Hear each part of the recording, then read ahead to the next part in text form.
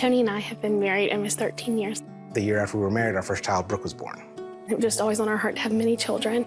We tried for years to have another child, and for some reason, we just never could conceive again. Eventually, we got very, very heartbroken, and we decided to become certified to become foster parents. So we adopted our first baby. A few years later, we adopted a teenager and our son, Alexander. We were just in shock when I found out I was pregnant. We had prayed for 10 years, and Gideon was just a huge answer to prayer. So right around Gideon's first birthday, we all sat down to eat lunch together, and his head was canted to the side. So I went to move his head up with my finger, and he screamed. So we knew we needed to take him to the pediatrician, and they urged us to visit the children's hospital. But we went knowing that they weren't going to find anything. So when they came back with the CT scan, surgeons came in and they said, "Your son has a brain tumor." Our world just stopped. He was immediately going into a pediatric intensive care unit. There were no questions asked. He was going to have surgery immediately. We called on everyone, and I just called through the tears, and I said, "I need you to pray." He went in to have the tumor resection where they removed the tumor, and that's a 9.5-hour surgery. To see your child, and he's a 12-month-old child, all he wants to do is play, and he couldn't. You just feel so helpless. So directly after the surgery, his body was failing. They gave Gideon medication, but he had tears coming down his face, and my heart just broke into pieces. I just prayed, God, I need you. And God just gave me the most beautiful vision of these angels. And they were surrounding Gideon. He had all this hair, and he was laughing, and he was smiling. And it was perfect peace. And so for that moment, I knew no matter what the outcome was going to be, that God had our baby.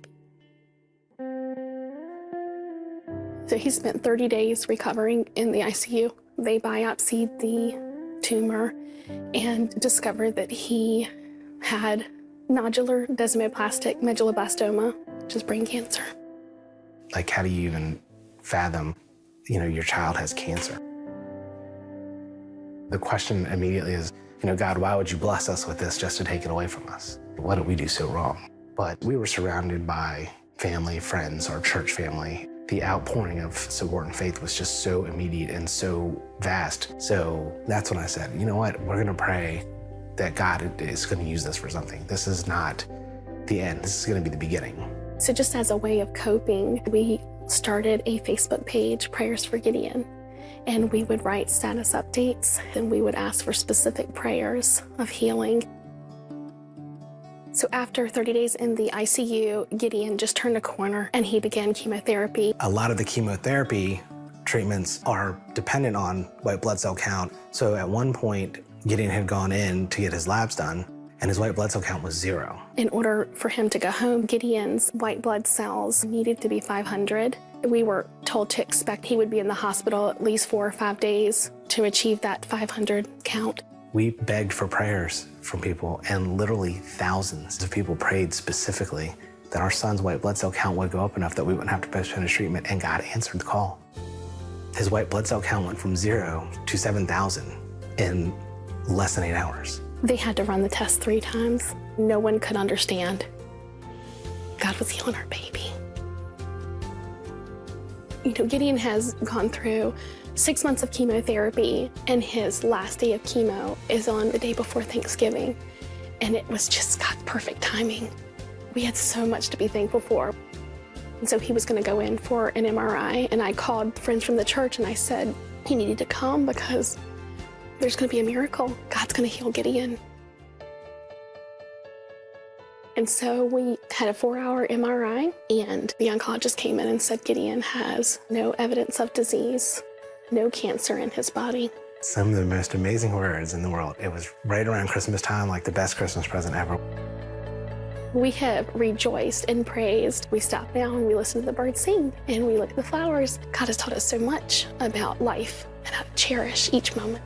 This is the story of a little boy that was diagnosed with one of the most horrific diseases that we can think of, and God blessed him, and he came through it.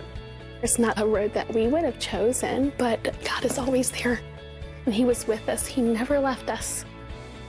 I hope that, people see Gideon's story and see hope. That they would trust God, maybe for the first time. And I often say, if one life was saved through Gideon having cancer, we would do that again. God has taught us that he can use someone so small to make such a big difference in the world.